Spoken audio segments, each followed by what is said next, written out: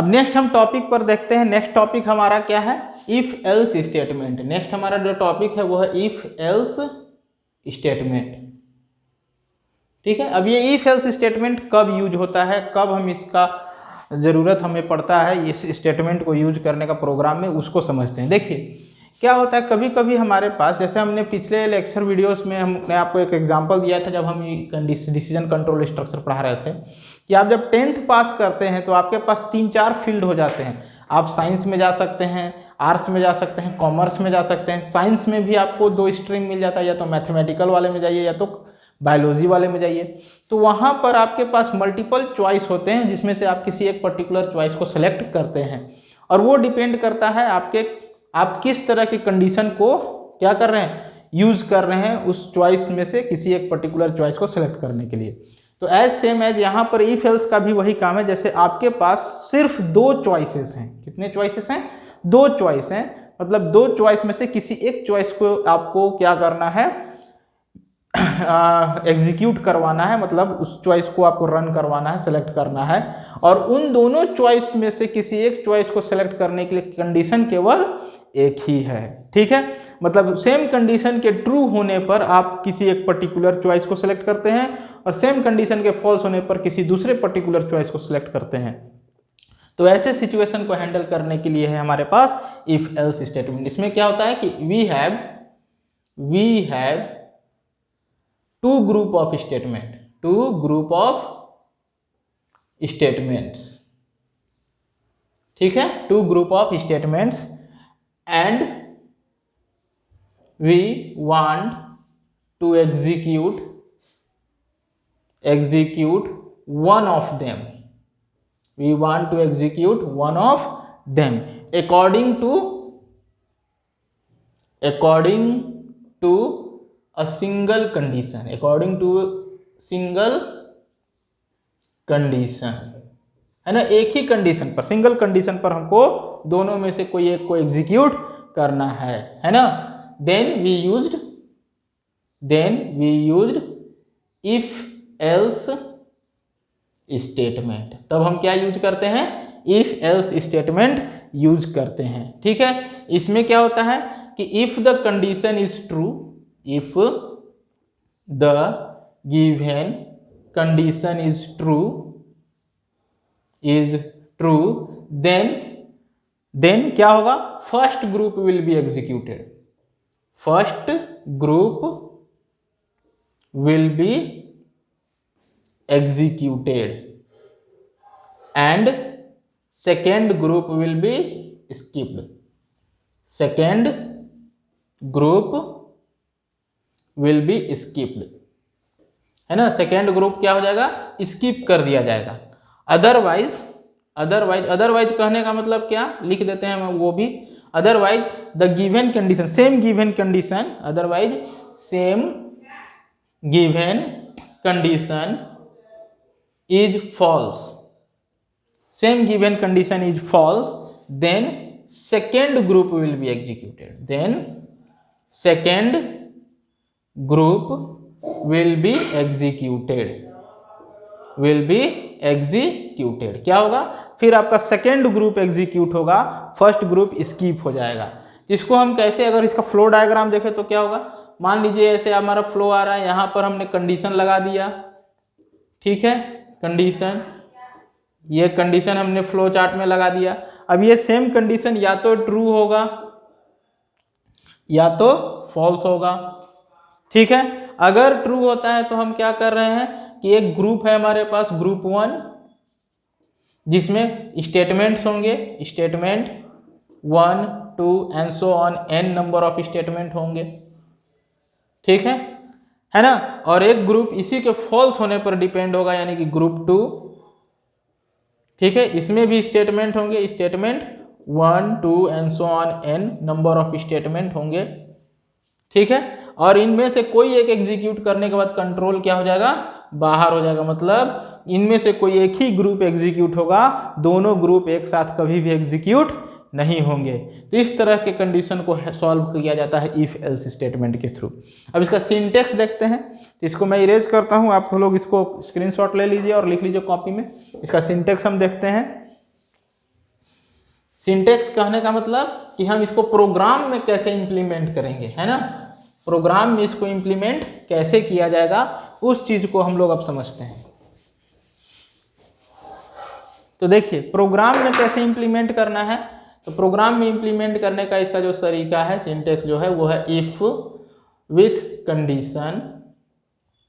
इसके बाद अगर आपको एक सिंगल स्टेटमेंट इस पर डिपेंड करना है तो आप उस सिंगल स्टेटमेंट को डायरेक्ट उसके बाद लिख देंगे, और एल्स में भी अगर आपको सिंगल स्टेटमेंट डिपेंड करना है तो उसको उसके तुरंत बाद लिख देंगे। ठीक है, तो इस केस में दोनों इस कंडीशन के ट्रू होने पर ये एक सिंगल स्टेटमेंट एग्जीक्यूट होगा और कंट्रोल बाहर आएगा। इस स्टेटमेंट के फॉल्स होने पर ये कंट्रोल एल्स के पास जाएगा और एल्स इस स्टेटमेंट 2 को एग्जीक्यूट करने के बाद कंट्रोल को बाहर कर देगा। ठीक है, तो ये क्या हो रहा है, या तो स्टेटमेंट 1 या तो स्टेटमेंट 2 एग्जीक्यूट होगा। इसी कंडीशन के ट्रू होने पर 1 और फॉल्स होने पर 2 एग्जीक्यूट होगा। ठीक है, इस पर एक से ज्यादा स्टेटमेंट डिपेंड नहीं होंगे। मतलब अगर यहाँ पर स्टेटमेंट 3 होता तो स्टेटमेंट 3 हर हाल में एग्जीक्यूट होगा, चाहे वो कंडीशन ट्रू हो या फॉल्स हो। ट्रू होने पर 1 देन 3 और फॉल्स होने पर 2 देन 3। ठीक है, क्योंकि सिंगल स्टेटमेंट डिपेंड हो रहा है। अगर आपको एक ग्रुप पूरा डिपेंड करना है, मतलब ग्रुप मीन्स स्टेटमेंट्स का ग्रुप, तो उसमें हमको ग्रुप बनाना होगा, और ग्रुप बनाने के लिए हम लोग ऑलरेडी जान रहे हैं क्या यूज होता है, कर्ली ब्रेसेस, है ना, कर्ली ब्रेसेस यूज करेंगे। तो उसको कैसे बनाएंगे, देखिए इफ विथ कंडीशन, और इसके साथ एक ग्रुप हमको डिपेंड करना है तो ग्रुप बनाएंगे बाय यूजिंग कर्ली ब्रेस। और यहाँ पर इस ग्रुप में क्या होंगे, बहुत सारे स्टेटमेंट होंगे, statement 1 and so on statement n। और इस ग्रुप के जस्ट बाद एल्स हम लगाएंगे। याद रखिएगा कभी भी इफ और एल्स के बीच के जो स्टेटमेंट होंगे वो सारे के सारे स्टेटमेंट कंडीशन पर डिपेंड्स होने चाहिए। आप कंडीशन से उसको अलग नहीं कर सकते हैं। अगर आप उसको कंडीशन से अलग करते हैं और बीच में कोई एक एक्स्ट्रा स्टेटमेंट इंक्लूड कर देते हैं, मतलब इफ और एल्स के बीच में कोई एक्स्ट्रा स्टेटमेंट इंक्लूड कर देते हैं, तो वो क्या होगा, आपका एग्जीक्यूट नहीं होगा और यहाँ पर एरर आ जाएगा। एरर क्यों आएगा, क्योंकि आप क्या किए, इफ और एल्स के बीच में एक एक्स्ट्रा स्टेटमेंट इंक्लूड कर दिए जो ना इफ पर डिपेंड है ना एल्स में गया, तो एक एक्स्ट्रा स्टेटमेंट आएगा और वो स्टेटमेंट एग्जीक्यूट नहीं होगा और एरर आएगा। और एरर किसके लिए आएगा, एल्स के लिए आएगा कि मिसप्लेस्ड एल्स।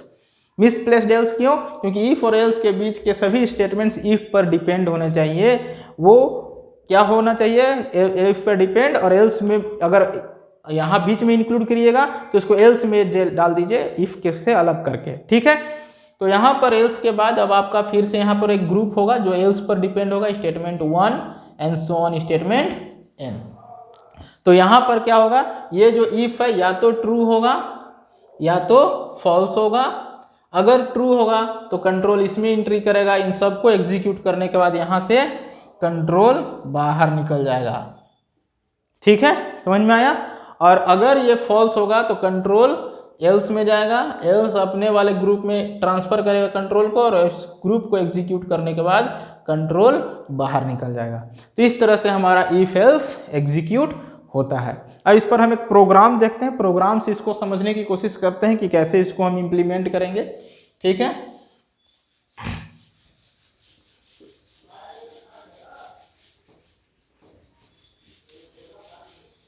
देखिए क्या है, सपोज हमको एक प्रॉब्लम मिला, क्वेश्चन क्या मिला कि write a program enter a number print it is positive और निगेटिव, इट इज पॉजिटिव और निगेटिव। हमको क्या प्रिंट करना है कि जो नंबर है वो पॉजिटिव है या निगेटिव है। तो जैसे हम यहाँ पर क्या करते हैं, अब हम पूरा प्रोग्राम नहीं लिख रहे हैं, जो मेन कॉन्सेप्ट है वो लिख रहे हैं। तो इंट एक वेरिएबल ले लिए n, इसमें हम इनपुट लेंगे तो system dot out dot print enter a number. ठीक है, और n में हम इनपुट ले लेंगे, n में क्या हो जाएगा sc dot next int. Scanner use कर रहे हैं इसलिए sc डॉट नेक्स्ट इंट मानकर चल रहे हैं कि सब कुछ बना हुआ है, हम पूरा प्रोग्राम नहीं लिख रहे हैं, मेन कॉन्सेप्ट लिख रहे हैं। अब ये n को प्रिंट करना है, लेकिन ये बताना है कि ये n का जो वैल्यू है वो पॉजिटिव है या निगेटिव है। तो उसके लिए कंडीशन क्या हो जाएगा कि n is greater than equal to 0, then हम क्या प्रिंट करेंगे, system dot out dot print n का value plus is positive. Positive, ठीक है। और इसी के एल्स में हम क्या प्रिंट करेंगे, system dot out dot print n का वैल्यू प्लस इज निगेटिव, ठीक है। तो क्या होगा, सेम कंडीशन पर हमारा प्रोग्राम या तो पॉजिटिव प्रिंट करेगा या तो निगेटिव प्रिंट करेगा। तो हम लोग क्या देखें यहाँ पर, जो n हमारा है, n में वैल्यू इनपुट होगा, सपोज n में इनपुट हुआ 5 इज ग्रेटर देन 0, ट्रू होने के केस में हमारा ये n इज पॉजिटिव प्रिंट करके क्या हो जाएगा, बाहर। ये हमारा अगर ट्रू होगा तो ये कंट्रोल इसको एग्जीक्यूट करेगा, एग्जीक्यूट करने के बाद कंट्रोल बाहर। देखिए इस पर एक ही स्टेटमेंट डिपेंड है, ठीक है। अगर यही same condition n is equal to हम इनपुट कर दिए -6, तो -6 इज ग्रेटर देन 0 फॉल्स हो जाएगा। और फॉल्स होने का मतलब है कि हमारा जो कंट्रोल होगा वो कहाँ ट्रांसफर होगा, एल्स में ट्रांसफर होगा, और एल्स अपने स्टेटमेंट यानी जो उस पर डिपेंड है उस पर ट्रांसफर करके आपको आपके कंट्रोल को बाहर कर देगा। तो इस केस में आपको प्रिंट करेगा -6 इज निगेटिव, और इसमें प्रिंट होगा 5 इज पॉजिटिव, ठीक है। तो इस तरह से हम इफ एल्स स्टेटमेंट को क्या करते हैं, इंप्लीमेंट करते हैं प्रोग्राम्स के अंदर। समझ में आ गया। अब इस पर आप और भी कोई प्रॉब्लम ले लीजिए, उसको सॉल्व करने की कोशिश कीजिए, ठीक है। एक प्रॉब्लम और मैं यहाँ डिस्कस कर देता हूँ, ठीक है। उसके बाद मैं इसके बारे में आगे हम फिर नेक्स्ट टॉपिक पर जाएंगे। तो इसको आप पॉज करके लिख लीजिए कॉपी में, मैं इरेज करता हूँ इसको। हाँ, तो एक हम जो क्वेश्चन बोले वो क्वेश्चन क्या है, देखिए यहाँ पर, write a program enter cost price and selling price, है ना, then print profit and profit percentage और लॉस एंड लॉस परसेंटेज। मतलब आपको क्या करना है, किसी भी आइटम का कॉस्ट प्राइस और सेलिंग प्राइस इनपुट करना है और बताना है कि हमें प्रॉफिट हुआ या लॉस हुआ। प्रॉफिट हुआ तो कितना प्रॉफिट हो गया और कितना परसेंटेज में प्रॉफिट हुआ, मतलब प्रॉफिट कितना हुआ और उसका परसेंटेज कितना है। देन लॉस हुआ तो लॉस कितना हुआ और उसका परसेंटेज कितना है। ये दो चीज़ हमको यहाँ पर क्या करना है, फाइंड करके प्रिंट करना है। तो इसको कैसे फाइंड और प्रिंट करेंगे, तो देखिए आपको दो चीज़ इनपुट करना है, एक CP एंड SP, है ना। तो हम यहाँ पर मैसेज लिखते हैं system dot out dot print, है ना, system dot out dot print inter cost price. ये किस में इनपुट ले रहे हैं, CP में SC डॉट नेक्स्ट इंट, ठीक है। देन हमारे पास दूसरा क्या इनपुट होगा, system dot out dot print inter selling price. ये हम किस में इनपुट लेंगे, SP में, तो SC डॉट नेक्स्ट इंट। अब आपको पता है कि हमारे पास प्रॉफिट या लॉस होने के लिए क्या होता है, सिचुएशन क्या होगा। तो अगर हमारा कॉस्ट प्राइस हाई है तो हमें लॉस हो जाएगा, और अगर सेलिंग प्राइस हाई है तो क्या हो जाएगा, प्रॉफिट हो जाएगा। तो हम एक कंडीशन टेस्ट करेंगे कि if SP is greater then CP, मतलब सेलिंग प्राइस अगर हमारा ग्रेटर है CP से, कॉस्ट प्राइस से, तो हमें क्या हो रहा है, प्रॉफिट। तो इस केस में हमको क्या क्या कैलकुलेट करना होगा, प्रॉफिट एंड प्रॉफिट परसेंटेज। तो उसके लिए हम एक P ले लिए और PP ले लिए, प्रॉफिट के लिए P और प्रॉफिट परसेंटेज के लिए PP। तो हमने क्या निकाला, P is equal to, profit कैसे निकलेगा, तो SP माइनस CP, और प्रॉफिट परसेंटेज कैसे निकलेगा, तो P जो हमारा प्रॉफिट हुआ है डिवाइड बाई CP और इंटू 100, ये प्रॉफिट परसेंटेज निकल जाएगा। अब इन दोनों को हम डिस्प्ले भी कर देंगे, तो system dot out dot print क्या हो जाएगा, प्रॉफिट, यहाँ ln लगा लीजिए, प्रिंट ln, ताकि लाइन चेंज हो जाए। तो प्रॉफिट इज इक्वल टू किसका वैल्यू प्रिंट करेंगे हम यहाँ पर, P का, और system dot out dot print ln profit percentage, है ना। प्रॉफिट परसेंटेज में हम PP का वैल्यू प्रिंट कर देंगे। तो इस तरह से ये हमारा जो पूरा 4 स्टेटमेंट है, ये पूरा इस कंडीशन के ट्रू होने पर डिपेंड है। इसी कंडीशन के फॉल्स होने का मतलब है कि हमारा कॉस्ट प्राइस हाई हो गया, है ना। सेम कंडीशन के ट्रू होने पर हमको प्रॉफिट होगा, और सेम कंडीशन के फॉल्स होने का मतलब है कि cost price is greater then SP है, और उस केस में हमको लॉस हो जाएगा। तो इसी के एल्स में, अब एल्स में भी हमारे पास एक ग्रुप ऑफ स्टेटमेंट होगा डिपेंड करने के लिए। जैसे यहाँ पर इफ पर एक ग्रुप ऑफ स्टेटमेंट डिपेंड है, 4 स्टेटमेंट, इसी तरह एल्स में भी हमारे पास क्या होगा, मल्टीपल स्टेटमेंट्स होंगे। तो एल्स में भी हम लोग क्या करेंगे, एक ग्रुप क्रिएट करेंगे, और इस ग्रुप पर हम लोग क्या करेंगे, इसमें हम लॉस निकालेंगे और लॉस परसेंटेज, तो उसके लिए वेरिएबल एल और एल पी। ठीक है, आप पी और पीपी को दोबारा यूज कर सकते थे, बट हम यहाँ आपके समझने के लिए अलग अलग वेरिएबल ले लिए।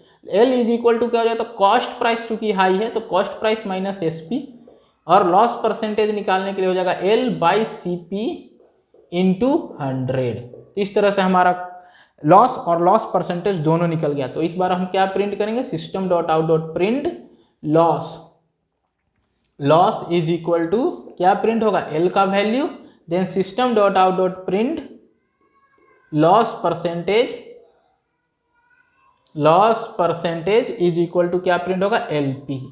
तो इस तरह से हमने ये दोनों वैल्यू प्रिंट किया। अब इसके बाद हमारा एल्स भी क्लोज, और इसके बाद फिर मेन और क्लास जो होंगे वो क्लोज होंगे। तो आपको ये समझ में आ गया होगा कैसे ये होगा हमारा। देख लीजिए आप ध्यान से, हमने यहाँ पर एक कॉस्ट प्राइस इनपुट किया, फिर सेलिंग प्राइस, देन चेक किया कि हमें प्रॉफिट हो रहा है कि लॉस। तो ये हमने चेक कैसे किया, S P is greater than C P, then हमारा क्या हो रहा है, प्रॉफिट होने पर हमने प्रॉफिट और प्रॉफिट परसेंटेज निकाला और प्रॉफिट और प्रॉफिट परसेंटेज को प्रिंट किया।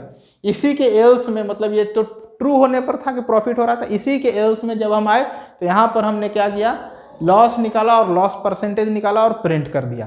तो इस तरह से हम लोग क्या करते हैं, प्रॉफिट एंड प्रॉफिट परसेंटेज और लॉस एंड लॉस परसेंटेज निकालते हैं। आप ध्यान से इस प्रोग्राम को देखिए, आपको समझ में आ जाएगा, मैंने समझा भी दिया है।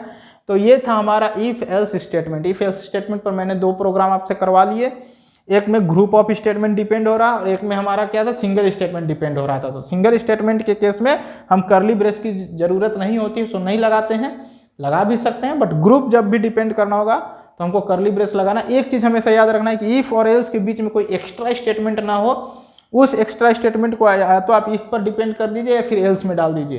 लेकिन इफ और एल्स के बीच में अगर कोई एक्स्ट्रा स्टेटमेंट यहाँ इंक्लूड कर दीजिएगा और वो एल्स में नहीं रहेगा और इफ में भी नहीं रहेगा, तो वहां पर आपका एरर आएगा, मिसप्लेस्ड एल्स, क्योंकि एल्स तुरंत इफ के बाद होना चाहिए, बीच में कोई एक्स्ट्रा स्टेटमेंट नहीं होना चाहिए।